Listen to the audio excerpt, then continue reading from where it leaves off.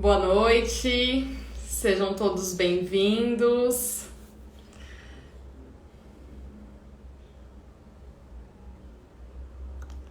Carol já chegou, né?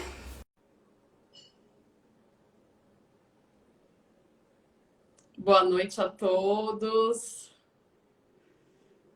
Vou aguardar a Carol. Oi, Carol! Oi, Ana, tudo bom? Tudo bom e você?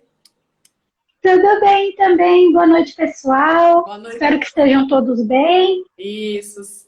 É um prazer estar com todos vocês aqui. Se vocês não estiverem nos ouvindo bem, por favor, nos deem um feedback e que a gente vai começar a live de hoje, que é um assunto extremamente interessante, né, sobre redução de tecido adiposo. Será que é sempre benéfico para a saúde? E a nossa convidada especial de hoje é a Carol Tomazelli. Ela é bacharel em enfermagem pela Universidade Federal do Mato Grosso e ela fez mestrado no Instituto de Ciências Biomédicas, na USP, né, na área de concentração de Fisiologia Humana, e atualmente é doutoranda no mesmo instituto e estuda sobre os efeitos da terapia antirretroviral na lipodistrofia. Certo, Carol? Certinho, Ana. Eu queria, antes da gente começar, agradecer a vocês, agradecer a Camila que entrou em contato comigo, você, a Isa. Gosto muito da página, adoro vocês, então sou suspeita para falar que a gente é vizinho de corredor. Eu gosto muito de vocês, gosto da página e fiquei muito feliz com o convite. Obrigada, Carol. Eu que agradeço em nome das meninas também, do Cefisiol, né? Eu e a Carol e as meninas, a gente teve a oportunidade de trabalhar perto ali no Instituto de Ciências Biomédicas, então a gente já se conhece, sabe do trabalho sério, né, que é feito pela Carol. Então a gente queria conversar hoje um pouquinho com você, Carol, sobre o seu estudo, né, sobre esse conhecimento aprofundado que você tem sobre as diversas alterações que podem ocorrer, né, em decorrência de uma redução do tecido adiposo, que a gente sempre ouve falar que o tecido adiposo em excesso, ele é maléfico, né, pode desencadear diversas alterações, predispor ao diabetes mellitus, pressão alta, síndrome metabólica, mas o que pouca gente sabe, né, segundo a nossa enquete, é que a redução, né, expressiva do tecido adiposo numa condição específica, que é o que a gente vai falar hoje, também pode induzir essas alterações. Então, eu queria que você começasse nos falando um pouco sobre isso.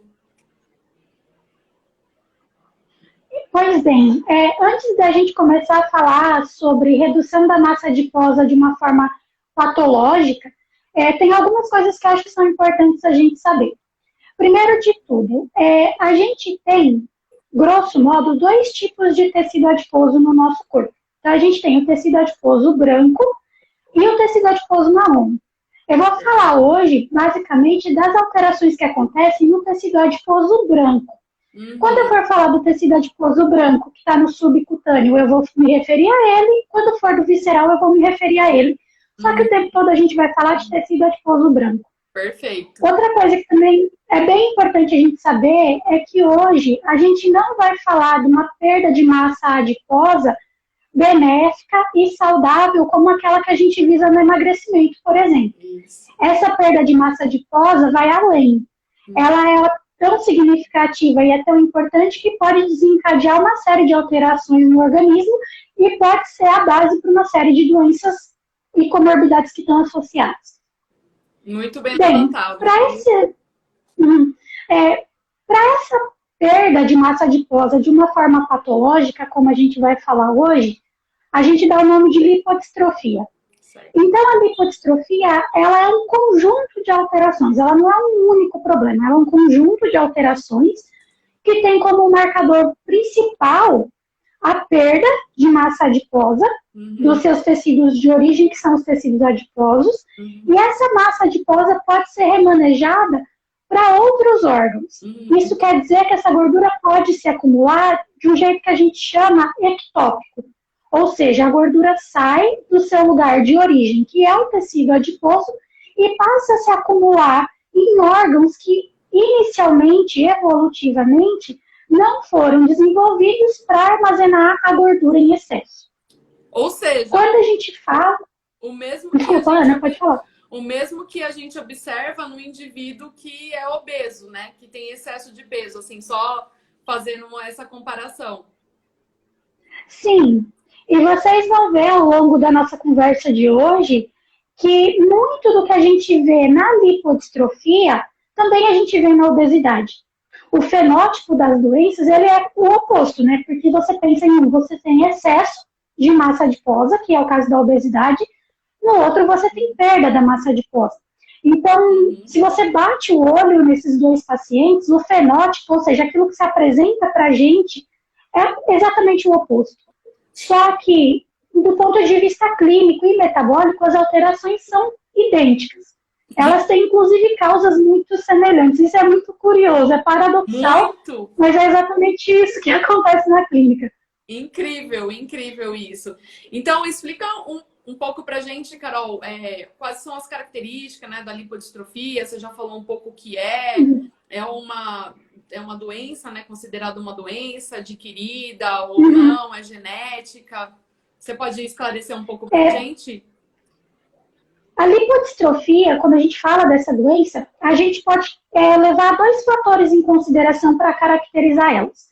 O primeiro é a origem dessa doença e o segundo fator é o grau de perda de gordura. Então, considerando o tipo de perda de gordura, a gente pode ter uma lipodistrofia que ela é total. Então, o tecido adiposo branco tem mais uma característica metabólica, ele sofre uma redução significativa da sua massa, e a gente às vezes não observa perda de tecidos que têm uma função mais de amortecimento de impacto. Então, por exemplo, o tecido adiposo da bochecha, o periorbital, o pericardíaco, os da palma da mão, da planta do pé, a gente não perde. Mas a gente pode ter perda desse tecido que tem a característica mais metabólica. O outro tipo é a perda parcial. Então, eu não fico zero tecido adiposo, mas eu tenho uma redução significativa da massa. E aí, nesse caso da parcial, eu posso ter uma perda da massa disso que a gente falou agora de tecidos de amortecimento também. Então, a primeira coisa é isso. Eu perco toda a massa, eu perco só uma parte. E, além disso, a gente precisa entender de onde vem essa doença. Então, essa doença, ela pode ser genética ou ela pode ser adquirida. No caso da genética, a gente sempre tem que tentar pensar assim, se eu estou perdendo tecido adiposo, as alterações genéticas estarão associadas a genes que são importantes para a manutenção desse tecido. Então, no caso das lipodistrofias genéticas, as alterações principais que a gente vê são nos genes responsáveis pela adipogênese e pela lipogênese. Ou seja, pelo processo de diferenciação e formação de um novo adipócito ou para o processo que é responsável por promover a síntese do criacilglicerol que vai ficar acumulado dentro desse adipócito. Perfeito. E essa que é a genética, ela é muito mais rara. Então, a gente quase não vai falar dela hoje. A gente vai falar muito daquela que é adquirida. Então, o indivíduo nunca teve lipodistrofia e, em virtude de algum fator externo, ele desenvolve a doença. E o principal fator externo que está associado ao desenvolvimento da lipodistrofia é o uso da terapia antirretroviral, que é usado na clínica para tratamento da infecção por HIV. Perfeito. Aí isso é outra coisa. Você poderia explicar assim rapidamente, então, o que seria essa terapia antirretroviral? Sim, claro. Como a gente sabe, o HIV ele é um vírus e ele é necessariamente tão intracelular. Quando ele interage com a célula do hospedeiro, ele entra na célula e faz uso da maquinaria da célula do hospedeiro para se replicar e continuar infectando novas células.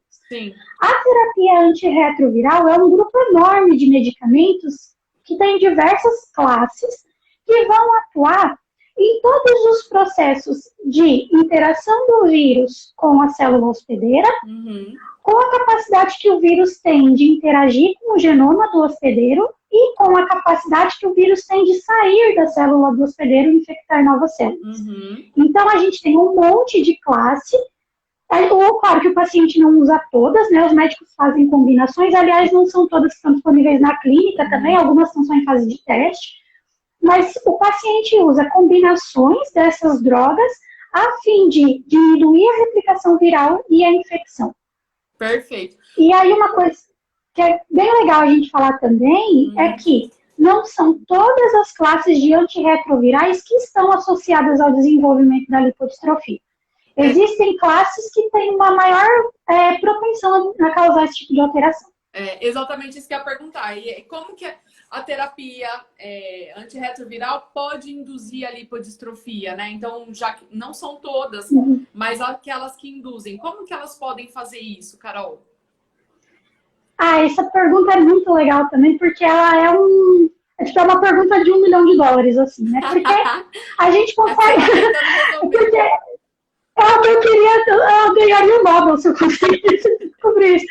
Mas, de maneira geral, o que a gente sabe até hoje é que as drogas que são responsáveis por causar lipodistrofia, pensando só na droga, esquece o vírus por enquanto, pensando só na droga, esse efeito lesivo que ela tem sobre os adipócitos se dá principalmente porque ela é tóxica para a mitocôndria. Porque aí a gente precisa tentar entender agora como. Uma das drogas que é a principal causadora de lipodistrofia, ela é inibidora de uma enzima do vírus que se chama transcriptase reversa. Essa é uma enzima que vai pegar o RNA do vírus e vai fazer ele virar um DNA. Então, você concorda comigo que ela é uma enzima que tem ação sobre o material genético. E tá em todos os tipos celulares também, né? Exatamente. E aí, assim, como ela interfere em uma enzima que tem ação sobre o material genético, e todas as células têm, a maioria das células tem um núcleo e tem mitocôndria, que tem materiais genéticos, não é de se estranhar que alguns efeitos colaterais dessa droga possam acontecer sobre enzimas que controlam a transcrição e a tradução desse material genético do hospedeiro também, né? Sim. Então, é isso que, por exemplo, o AZT faz. O AZT é a droga que todo mundo conhece da terapia antirretroviral, né? Então, vamos pensar nele, assim, para tentar familiarizar todo mundo. O AZT, ele tem a capacidade de interagir com a DNA polimerase, que é a enzima que ajuda a replicar o DNA da mitocôndria.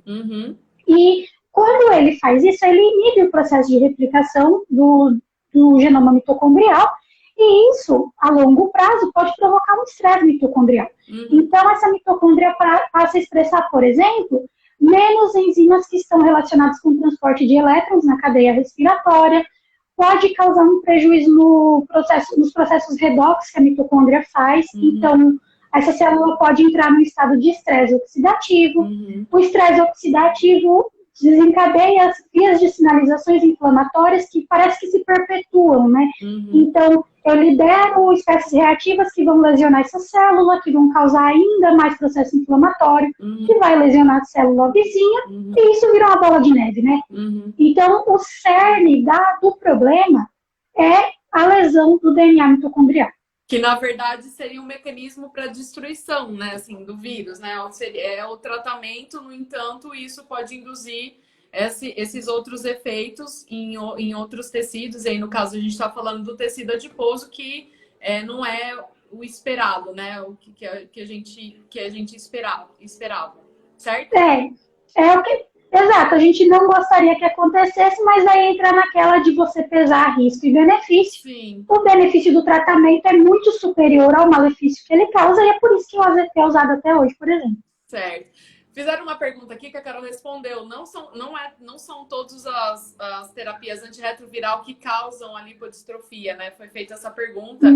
E a mitocôndria, né? A Camila tá falando, é sempre essencial. É realmente essencial. Agora, o que eu fico encafifada, né? Que é o que você deve estar encafifada, é que, assim, ele atinge só, principalmente mitocôndria e células do tecido adiposo, né? Porque a gente tem essa organela em outros tecidos, né? Então, mas só no tecido adiposo que ele atua, certo? A gente às vezes pensa que, assim, só no tecido, assim, principalmente no tecido adiposo, porque também, se você for pensar, o tecido adiposo, ele é um reservatório importante para algumas medicações, para alguns medicamentos, né? E algumas dessas drogas, elas têm uma lipossolubilidade importante. Então, Perfeito. elas são drogas que às vezes tendem a se acumular nesse tecido, né? Então, se esse tecido ele é mais propenso a acumular essa droga, a chance também de ele ser o maior alvo dos efeitos colaterais é cabível, né? Entendi, perfeito. Carol, e aí todos os depósitos adiposos, eles são afetados da mesma maneira por esse tipo de terapia, né? Porque a gente tem diferentes tipos de tecido adiposo que funcionam, né, funcionam de maneira diferente, tem metabolismo diferenciado. E aí a minha pergunta é, a terapia antirretroviral, ela atua da mesma maneira nos depósitos de tecido adiposo, nos diferentes depósitos? Não, aí também é outro grande problema, né? Também não? Porque se fosse era muito fácil. Esse meu sonho seria que sim, mas a resposta é não.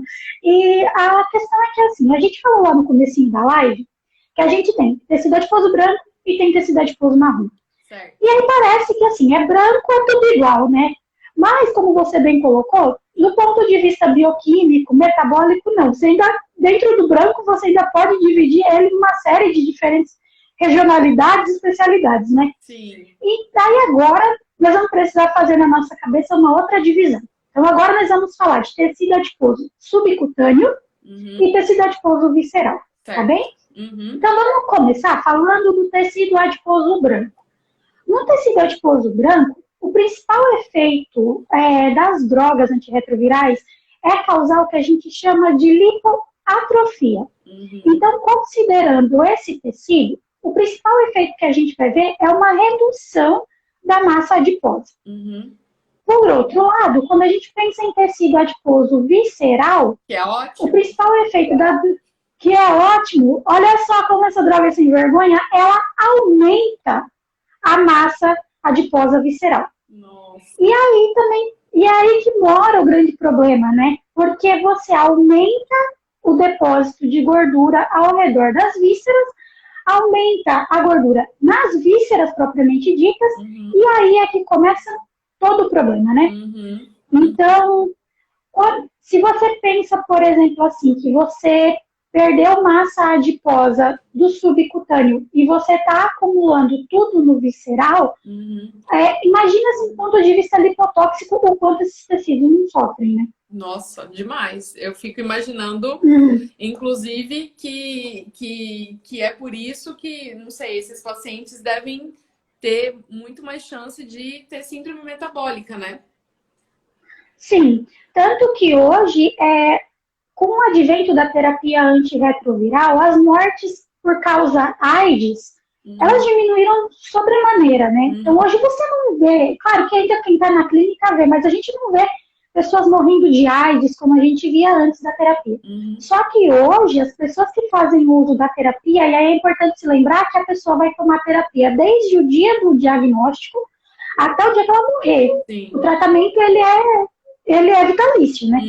Então, assim, os efeitos que essa droga causa de desenvolver na pessoa uma síndrome metabólica são, hoje em dia, a principal causa de morte nessas pessoas. Então, hoje você tem nos pacientes HIV positivo que fazem uso da terapia antirretroviral um aumento importante das doenças cardiovasculares e morte por causa dessas doenças, desenvolvimento de dislipidemias, diabetes mellitus do tipo 2, esteatose não alcoólica. Então, assim, a gente melhorou muito a qualidade de vida dos pacientes, só que hoje a gente na clínica precisa lidar com esse outro efeito adverso que a terapia trouxe, né? Ô, Carol, mas aí, assim, o HIV por si só, ele pode induzir alterações metabólicas? Ou não? Isso é um efeito colateral só da terapia antirretroviral?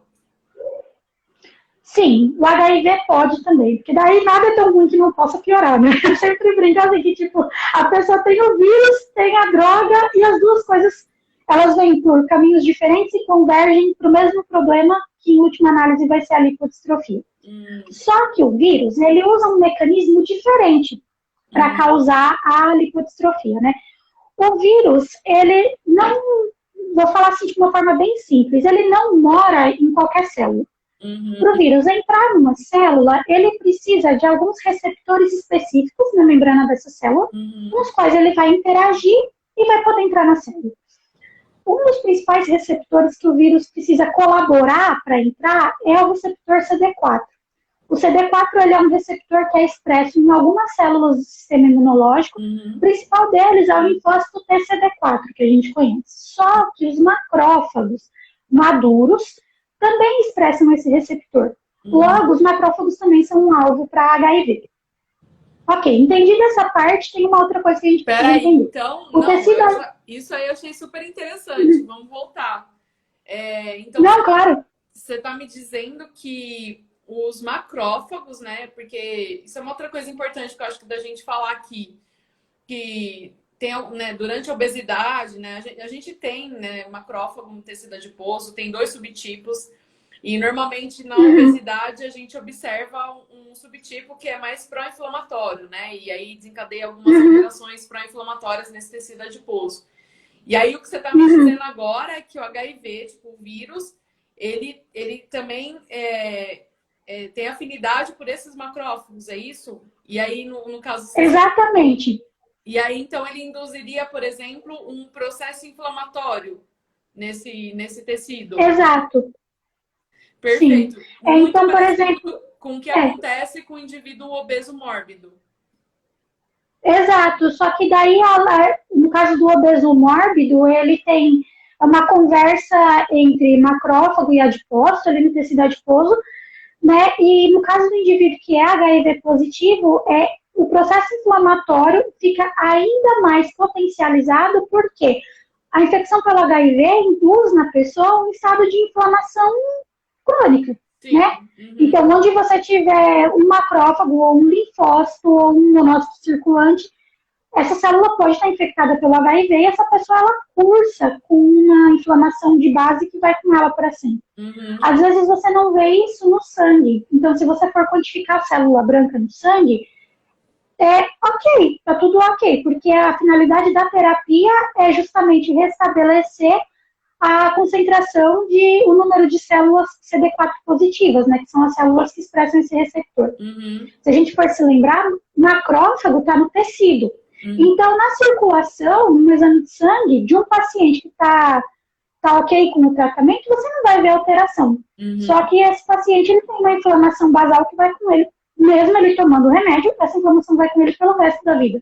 Porque o tecido adiposo, ele, além de atuar como um reservatório de remédios, como a gente estava falando até agora, ele também atua como um reservatório para o vírus. Se você pensar que ele é rico em macrófago, e que o macrófago é um alvo do vírus. Né? Então, você tem tudo muito localizado ali. Tipo, você tem tudo o que você precisa para desenvolver um estado de inflamação e lipodistrofia. Exato, exato. Aí você começa a pensar, né? Até que, na verdade, a lipodistrofia, essa redução do tecido adiposo, poderia ser um efeito até protetor, né? Não sei, do organismo, né? Porque, não sei, tentando reduzir esse órgão, né, que teria o vírus alojado. Só que, por outro lado, o visceral aumenta, né? Então, não dá pra gente pensar nesse caminho. Então, nossa, é bem intrigante isso. E eu também não consigo ver como um mecanismo, uma tentativa de proteção do organismo, no sentido de que o organismo que, nesse caso de inflamação, você aumenta o número de macrófagos, que, paradoxalmente, é um reservatório para o vírus. O que a droga faz é mexer no adipócito, mas o adipócito não é um alvo do vírus, ele não tem CD4 e o vírus não vai entrar nele. Né? Então, não faria diferença protetora você perder adipócitos. Né? então, eu não enxergo isso como um mecanismo de proteção. Entendi. Ô, Carol, e como que o tratamento dos pacientes com lipodistrofia associado... Como que a gente pode tratar, né, esses pacientes com lipodistrofia que tem essa terapia antirretroviral associada, né? Inclusive, tem algumas pessoas já perguntando, o Eric perguntou, né, se tem alguma intervenção nutricional que reduz ou que impede a redistribuição de gordura induzida, né, pelo tratamento antirretroviral. Você já tem estudos falando isso? Essa pergunta é muito legal e daí agora eu vou dar uma militada aqui no sentido de que eu sempre, toda vez que eu falo disso, assim, eu sempre tento diminuir o máximo de estigma que um paciente HIV positivo sofre, né? Então, agora eu vou sair um pouco do rato, vou sair um pouco do laboratório e vou pensar no humano. Quando a gente pensa numa pessoa que tem HIV, a gente sempre pensa que tudo para ela precisa ser diferenciado e que ela está numa condição de super vulnerabilidade, e não funciona bem assim, né? Hoje em dia, uma pessoa que tem HIV, que toma terapia, tem uma vida perfeitamente normal, né? Se você, claro, se a pessoa tem esses efeitos colaterais associados ao medicamento, como a gente está falando, mas muitos de nós não tomamos o remédio e a gente tem todos esses problemas, né? Então, se você... Exato, então se você for pensar, ele é um paciente como qualquer outro. Se a lipodistrofia, ela tem algumas características bem importantes que assim, conduzem a gente na clínica. Então, esse paciente, muito provavelmente, vai desenvolver resistência à insulina, diabetes do tipo 2 e dislipidemias. Essas três coisas esse paciente sempre vai ter. E aí, o que a gente pode fazer? A gente pode, a princípio, tentar manejar a terapia do paciente, então tentar escolher drogas que diminuam esse efeito lipodistrófico, que atenuem. Então, o médico pode tentar escolher moléculas que são mais seletivas, ou que para aquele paciente elas funcionem melhor. E, além disso, essas outras alterações que a gente vê, elas vão ser tratadas igual você trataria qualquer outro paciente, né? Então, se ele tiver diabetes, você vai tratar ele ou com uma glitazona ou com metformina. Se ele se tornar resistente à insulina e precisar de insulina, você vai dar insulina. Se é um paciente que tem aumento de colesterol, você vai tratar com estatina e assim sucessivamente, Ou né? seja, não tem muito o que fazer em relação aos efeitos colaterais, né? Porque igual a Beatriz está perguntando aí, quais medidas, né, os médicos tomam. Aí é o que você falou, de tentar minimizar o máximo possível, mas assim, não tem como evitar, né, esses efeitos colaterais. Hoje em dia, a indústria vem refinando cada vez mais as moléculas no sentido de tentar direcionar elas somente para o alvo terapêutico e evitar os efeitos colaterais. Então, as drogas mais novas, elas têm cada vez menos efeito lipodistrófico. Um dos grandes problemas que a gente tem é que as drogas das gerações antigas, ou mesmo o AZT, que é uma droga que é usada até hoje, que a molécula já foi refinada e é uma molécula também mais seletiva, mas é uma droga também muito usada ainda hoje. O problema reside no fato de que nem todas as pessoas tomam essa classe de medicamento que é mais nova. Ou elas tomam hoje, mas por muito tempo elas tomaram outras, as drogas mais antigas, porque a terapia antirretroviral é dos anos 90. Então tem paciente que desde os anos 90 tomou esse tipo de remédio e desenvolveu essa lipodistrofia. E aí também mora um outro problema. A longo prazo você não consegue mais reverter esse efeito. Então as nossas preocupações hoje, elas residem muito no fato de o que fazer com as pessoas que ainda estão nesses esquemas mais antigos, porque não se adaptaram aos novos. Estou chocada. Né? Então, você não consegue reverter? Não, eu tô chocada. A lipodistrofia... Porque olha só, quando para você, do ponto de vista assim, que você bater o olho num paciente e imaginar que ele tem lipodistrofia, desconfiar que ele tem lipodistrofia, a literatura fala que isso a olho nu é perceptível quando a pessoa perde, sei lá, 25, 30% da massa gorda. Então, quando ela já perdeu 30% da massa gorda, ela já está no estado muito avançado da lipodistrofia. E aí você já não consegue fazer mais muita coisa, no sentido de retornar. Então, hoje, os critérios diagnósticos, eles são cada vez mais rigorosos, no sentido de tentar descobrir logo se essa pessoa vai ou não desenvolver lipodistrofia, para dar tempo de você, enquanto condutor da clínica, conseguir resolver o problema. Porque uma vez instalada e isso atinge um nível de cronicidade e você não reverte, né? Ô, Carol, e assim, você tem noção assim, de quanto tempo em média demora? Ui, acho que travou. Ó, a literatura... Oi? Eu achei que tinha travado. Pode ser que tenha dado uma travada, porque a minha internet tem diz que ela funciona como ela quer, né? Como todas as internets. Mas, no caso pensando em humanos, assim, Os estudos mostram que em mais ou menos uns 8 a 12 meses você já consegue observar algumas alterações nesse paciente, então você já consegue às vezes observar mudança do perfil lipídico desse paciente e você consegue observar, por exemplo, resistência à insulina. Com o passar do tempo, às vezes uns 2 anos, 1 ano e meio de uso de terapia, é que você consegue observar um aumento da intolerância à glicose, e daí você já vê que esse paciente evoluiu para um quadro de diabetes, que é uma das causas da lipodistrofia.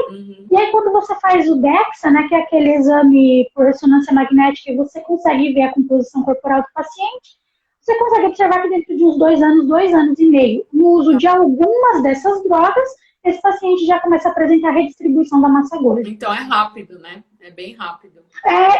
Ele é muito rápido, assim. Só que eu não sei se vou usar a expressão correta, mas eu acho que, assim, por felicidade, nesse primeiro, vamos dizer assim, nesse primeiro 1 ano de terapia, é quando a gente fica mais em cima do nosso paciente. Então, o paciente começa a tomar a terapia, daqui a 15 dias ele precisa voltar no serviço para a gente ver como ele está com a terapia. Se ele não se adaptou, a gente já tenta trocar. A gente faz exames com uma periodicidade menor, então a gente sempre faz um monte de exame nele, sempre tudo no sentido de tentar ver como ele está respondendo ao vírus e como ele está respondendo à droga. Então, se você conseguisse traçar diagnósticos para a lipodistrofia que fossem iniciais, talvez você conseguiria pegar isso bem no começo, né? E então, aí seria interessante. É difícil, então, fazer esse diagnóstico. Porque assim, quando a gente vai para o serviço de atendimento de pessoas com HIV, a gente tem lá exames de rotina, que são os mesmos que todos nós fazemos, de colesterol, de triglicerídeos, de, às vezes, ácido graxo livre, glicerol, enfim. Só que, às vezes, as alterações desses componentes, elas demoram um pouco mais para acontecer. Você precisa de uma série de alterações, por exemplo, para que você tenha aumento do TAG circulante, né? Entendi. Não é uma única coisa que vai fazer isso. Uma coisa que não é feita na clínica, mas que daí é só um achismo meu também, né? Só uma opinião, que eu acho que poderia ajudar no rastreio, seria dosar a leptina dos pacientes. E isso não é feito de rotina na clínica. E não está, inclusive, solicitado nos exames complementares. Então, eu acho que, embora seja um exame um pouco mais caro, bioquimicamente falando, se você gastasse dosando leptina do paciente, você economizaria muito mais tendo que tratar isso lá na frente, porque concorda comigo que é muito caro tratar hipertensão, diabetes e dislipidemia, né? Muito. É refinar o diagnóstico, né, Carol? E você poderia falar como é que fica a leptina, a concentração de leptina desses pacientes? Ou, né, não sei, já existe estudo mostrando isso? Sim, tem alguns trabalhos que mostram. Então, inicialmente, quando o paciente começou a tomar terapia, lembra que a gente falou lá que a terapia vai agir lá na mitocôndria, vai causar aqueles danos e induzir o estado inflamatório, né? Aí tem um efeito que ele é meio paradoxal, porque a inflamação basal, ela é importante para induzir a diferenciação de pré-adipócito em adipócito. Então, como esse tecido agora, ele está nesse estado de inflamação basal, porque a terapia recém começou, o processo de diferenciação de adipócitos, ele está um pouco mais intenso nessa fase. Então, inicialmente, vamos dizer assim, 6 primeiros meses, esse paciente apresenta um aumento da massa adiposa e não uma diminuição. Então, inicialmente é isso. Então, se você fosse dosar a leptina desse paciente agora no começo, considerando que ela é diretamente proporcional à massa adiposa, ela estaria alta. O problema reside na manutenção desse estado inflamatório, porque a droga sempre vai continuar lesando a mitocôndria. Quando a gente tem um efeito, um quadro inflamatório que ele é mais persistente, o que a gente vê é que o processo de diferenciação ele começa a ser um pouco freado, porque está muito inflamado. Então, a célula não consegue promover esse processo de diferenciação. É como se a preocupação da célula fosse outra nesse momento. Entendi. Não consegue multiplicar, fazer novos adipócitos e aí, como consequência, a massa adiposa diminui. Então, na segunda fase, você observaria uma redução da leptina do paciente. Então, é isso que, se a gente fosse fazer isso na clínica, teria que olhar. A gente tem um paciente com uma leptina que está aqui, Uhum. Começou a tomar terapia, ela sobe aqui, Uhum. depois de um tempo ela cai, Uhum. mais do que ela estava aqui, né? Então Uhum. ela faria esse efeito assim. Entendi. Então, talvez dosar a leptina seria uma ferramenta. É, sim, eu acho que assim, de repente, se quanto mais estudos tiver né, a respeito disso, de repente Uhum, consegue mudar, né, os uhum, guidelines para diagnóstico de lipodistrofia. Então é super importante mesmo, igual você falou, é um achismo meu, né, uhum, mas diante dos estudos que você faz, de tudo que você observou, da literatura, mas de repente mais para frente isso vai ser assim uma rotina, né? uhum. Sim, Importante, e muito. eu acho que assim, agora os estudos também já podem caminhar mais para um sentido socioeconômico, digamos assim, porque a gente já sabe como o tecido adiposo se comporta, a gente já consegue relacionar concentração plasmática de leptina com massa adiposa, agora a gente só precisa estudar o quanto eu gasto dosando leptina em todo mundo, o quanto eu gasto tratando síndrome metabólica em todo mundo. A resposta a gente já sabe, só a gente precisa pôr no papel Uhum. e tentar batalhar nesse aspecto agora, assim, né? Porque do ponto de vista fisiológico, as relações já são muito claras, né? Uhum, com certeza. Ô, Carol, e me diz uma coisa, tem alguma forma de prevenir a lipodistrofia, né, associada ao uso dessas terapias? Que é o que a gente, na verdade, está tentando falar agora, né? Por exemplo, É, dieta, né, sei lá, exercício físico, tem alguma intervenção, né, igual a gente estava falando agora, desse tipo, que conseguiria minimizar, digamos, prevenir, não sei. eu, eu acredito que, assim como para todas as outras doenças de ordem metabólica, a nutrição e o exercício físico, eles são ferramentas farmacológicas que são muito importantes, sim, né? Você consegue melhorar, obviamente, a qualidade de vida do paciente, você consegue melhorar o metabolismo, você consegue melhorar o perfil bioquímico e tudo mais. Só que eu ainda acho que a principal ferramenta que a gente tem para evitar o desenvolvimento da lipodistrofia é a escolha de esquemas terapêuticos baseados nas drogas mais novas, né? Uhum, Então, eu acho que o nosso grande desafio é postergar o uhum, desenvolvimento. E considerando que essas drogas elas têm um efeito genômico, ainda que não no genoma nuclear, no genoma mitocondrial, escolher drogas que sejam mais seletivas é a chave do sucesso. Assim. entendi. Ou seja, as Uhum. drogas mais atuais, elas nem, não têm esse efeito que as drogas mais antigas têm na lipodistrofia. Elas não têm um efeito lipoatrófico. Tá. Só que alguns estudos, que é aquele que diminui a gordura, só que alguns estudos publicados mais recentemente tem mostrado que é possível que as novas classes de medicamento antirretrovirais elas potencializem a obesidade. Isso ainda é muito novo, né? A gente ainda, tipo, os primeiros estudos foram publicados em 2018, é tudo muito recente. Então a gente ainda não tem como saber se a pessoa tiver uma alimentação saudável e tomar essas novas classes de medicamentos, se eles vão interferir na saúde do tecido adiposo, Uhum. ou se é uma pessoa que já precisa partir de um quadro de obesidade, ou se ela vai desenvolver obesidade ao longo do tratamento, e daí, com o tratamento, isso piora, né? Mas se você considerar o, o que não é difícil achar um paciente obeso hoje em dia, né? Não. Então, a relação alimentação, potencialização de obesidade causada pelas drogas, ela tem uma correlação positiva, assim, né? Então, se você tem uma dieta que é rica em gordura e você desenvolve a obesidade pela dieta, e você toma terapia antirretroviral, é muito possível que você tenha potencializado todos os efeitos. E também vai muito no sentido daquilo que a gente estava conversando, né? Uhum, Você uhum. tem a obesidade que induz inflamação, você tem a terapia que induz inflamação, você combina os dois e põe o vírus aí no meio, Uhum, meu, uhum. Ou é seja, a tipo, dieta poderia vir com. A dieta e o exercício poderiam ser aliados no sentido assim de minimizar os efeitos colaterais, né? exato. E aí também vale a pena, Naká, a gente pensar que hoje em dia existe uma outra estratégia terapêutica que vai no sentido de evitar a infecção pelo HIV, Hum, usando a terapia antirretroviral. Essa estratégia terapêutica ela é conhecida como PrEP, é profilaxia pré-exposição. Então, o paciente ele toma o remédio todos os dias para evitar uma possível infecção caso ele entre em contato com o vírus. E aí fica a pergunta, o que a droga sozinha vai fazer nesses pacientes? Né? A gente ainda não sabe, Não né? sabe. Então, porque todos os estudos que a gente tem até hoje são assim, ou era um paciente que tinha só o HIV, ou um paciente que tinha o HIV mais a droga.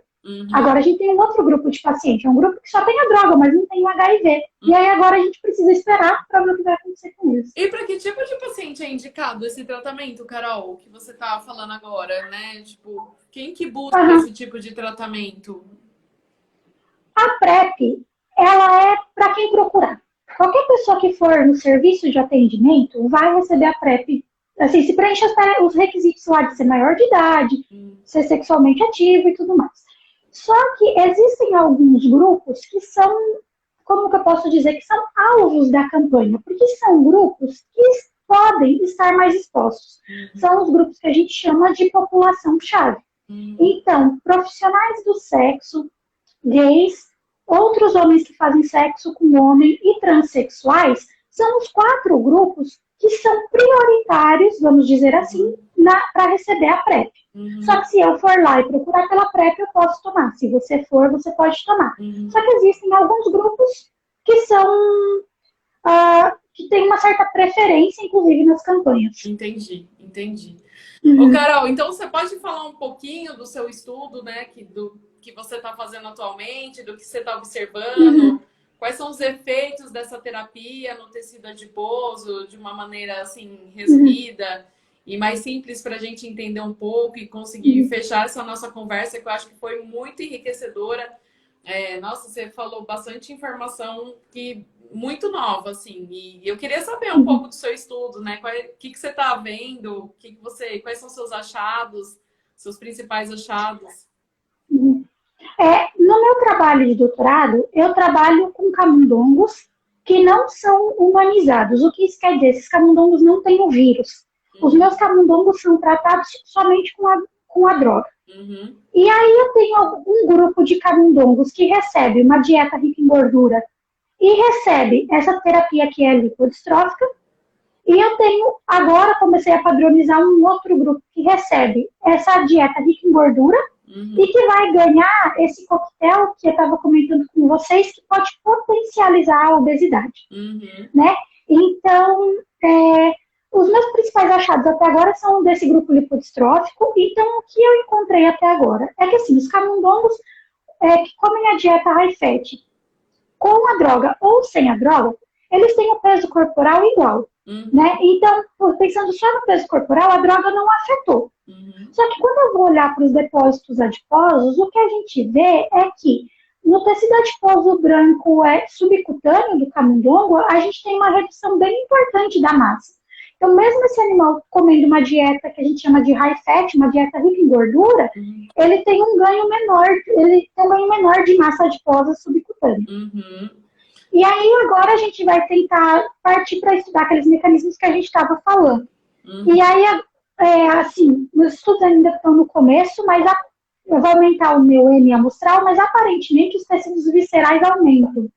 Então, agora, o que a gente quer tentar fazer, a princípio, é entender como esses dois tecidos conversam, no sentido de mobilizar a gordura só de um e não mobilizar de outra. Bioquimicamente falando, por que eu mobilizo de um e não do outro? Não é tudo tecido adiposo? Não é tudo exposto à mesma droga? Então, do ponto de vista molecular, o que é diferente aí, né? Perfeito. E aí eu também observo assim, nesses animais, redução da massa adiposa marrom. Então, aquilo que a gente estava falando, de a gente ter 2 depósitos. O adiposo marrom desses animais também está diminuindo. Por que ele está diminuído, eu não sei. Eu não sei agora se é Ou seja, uma tentativa. Um tecido adiposo que tem um efeito termogênico, né? Importante, está diminuindo. Exato. E ele tem um efeito termogênico importante, mas ele tem também, se a gente tem que parar para pensar bioquimicamente, ele também tem um efeito no metabolismo de glicose e de lipídio que é muito importante. Então, se você perde massa desse tecido, que faz esse manejo de glicose e de lipídio, você também causa um desequilíbrio nessa homeostase lipídica e glicêmica. Né? Uhum. Ou seja, mais um fator, Então, mais um depósito contribuindo para as alterações metabólicas que são observados nesses pacientes lipodistróficos que fazem associação a essa terapia antirretroviral. E essa terapia antirretroviral que você está fazendo é semelhante às terapias mais antigas ou não, as mais atuais? eu tenho uma terapia super nova, que é essa da PrEP. Eu tenho um grupo que é tratado com ela. Aí agora eu vou fazer a coleta deles na semana que vem. Então ainda na próxima live eu conto o que aconteceu. Perfeito. E aí eu tenho também um grupo que é tratado com essas combinações um pouco mais antigas, mas que ainda são muito usadas na clínica. Né? Então, o AZT é a primeira droga antirretroviral que a gente tem. Então, na verdade, é um antitumoral que teve o seu uso redirecionado. Mas ela é usada até hoje. Então, por exemplo, um recém-nascido de mãe HIV positivo é tratado com xarope de AZT, né? E aí a gente sabe que, beleza, essa criança daí, você evita que ela sofra infecção pelo HIV, ela é tratada, tipo, não é amamentada, nasce por cesárea, toma um remédio, você faz tudo para que ela não tenha o HIV. Ela cresce sem o HIV. Quando ela fica adulta, ela desenvolve alteração metabólica relacionada ao uso do AZT de 18, 20 anos atrás. Caramba! Então, nossa, mais uma vez, mais uma live que a gente está falando desses efeitos, né? Que se perpetuam, né, entre espécies. E muito interessante. E a gente tem que estudar cada vez mais isso. Vai muito ao encontro do que a Paty falou na live dela, né? Sim. Então, quanto tempo demora? Pode demorar 2 anos no uso crônico, 20 anos. Se você usou quando você era recém-nascido, todo mundo vai ter? Não sei. Todo mundo vai se manifestar do mesmo jeito? Não sei. E você está fazendo essa análise também? Não, eu não trabalho com prole, eu não trabalho com nada nesse sentido assim, não. Os meus camundongos fazem o que seria o uso crônico. Eles usam por 12 semanas, né? Porque um camundongo sai bastante tempo. Entendi, perfeito.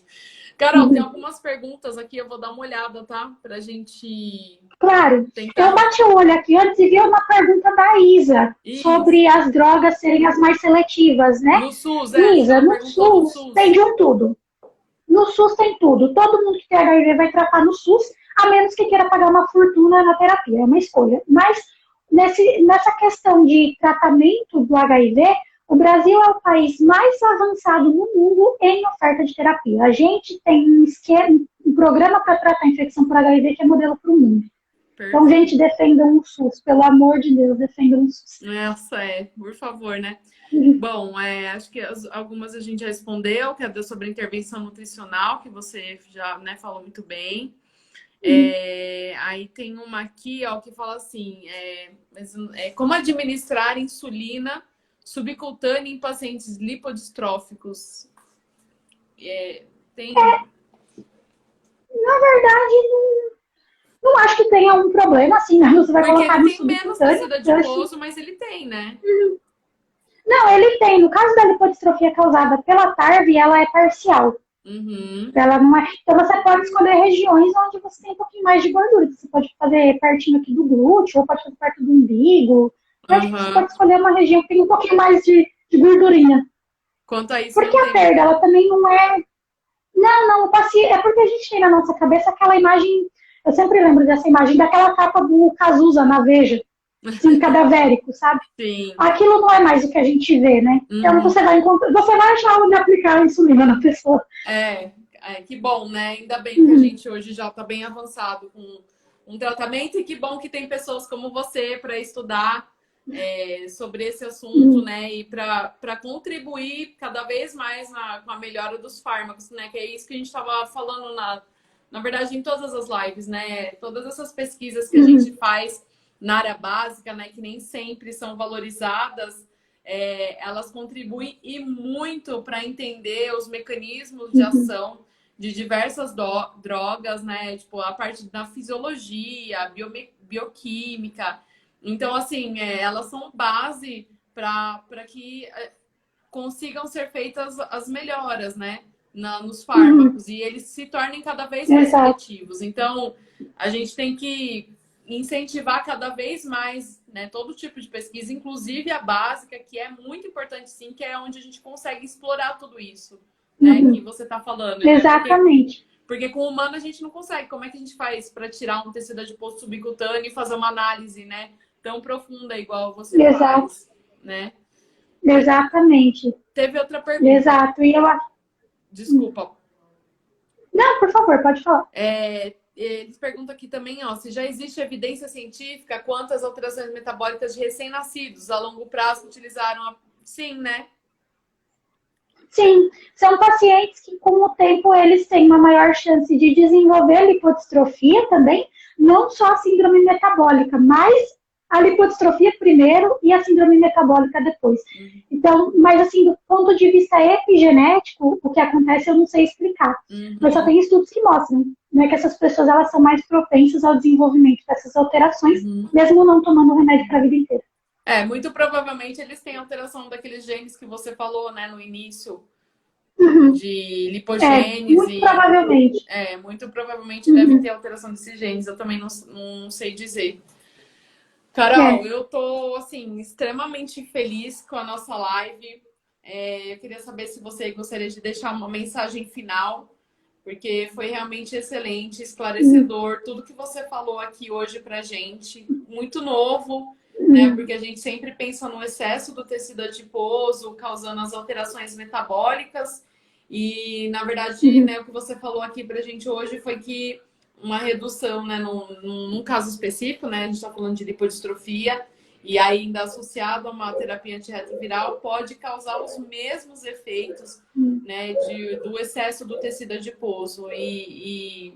Então, assim, parabéns pelo seu trabalho, parabéns pelos esclarecimentos que você nos deu. E é isso, se você tiver alguma mensagem final, fica à vontade. A minha mensagem final, ela não vai no sentido bioquímico nem experimental, ela só vai no sentido de tentar, porque eu sou enfermeira, então para mim é inevitável, eu vou acabar falando isso sempre, estigmatizem cada vez menos, tentem se informar, uma pessoa que tem HIV não é um monstro, tomar terapia antirretroviral não é uma sentença de morte, eles são pacientes como todos os outros. Usem a linguagem correta, usem o termo correto. Não é aquele viado que tem AIDS.